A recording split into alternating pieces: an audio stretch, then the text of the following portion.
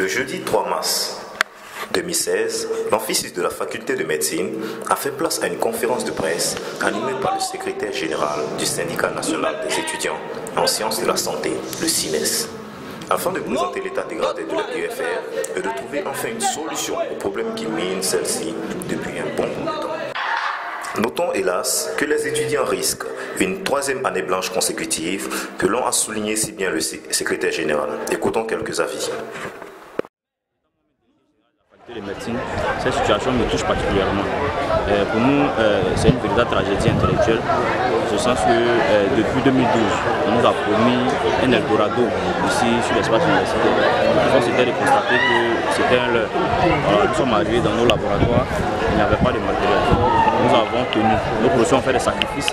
Pendant 1 an, 2 ans, nous avons été soumis à une formation au rabais. Et aujourd'hui, vous le ressentez dans les CHU. On juge les médecins par-ci par-là. Mais il faut repartir à la source. Voilà. C'est dû à une formation qui est vraiment revue à la baisse. Et nous voulons interpeller le gouvernement. Et nous savons que notre nouveau ministre, il maîtrise parfaitement ce milieu-là. Nous voulons confier à elle et lui demander très rapidement de trouver une solution étoile, une solution adaptée à ces conditions d'études des étudiants, pas seulement à l'UFR des sciences médicales, mais aussi de l'autre côté. Et surtout, il faut une gestion participative pour une école nouvelle qui va rimer avec les Ivoiriens. Nous vivons à mal ce qui se passe actuellement sur notre faculté. On se souvient très bien qu'à 6000 francs, on avait une formation vraiment de qualité.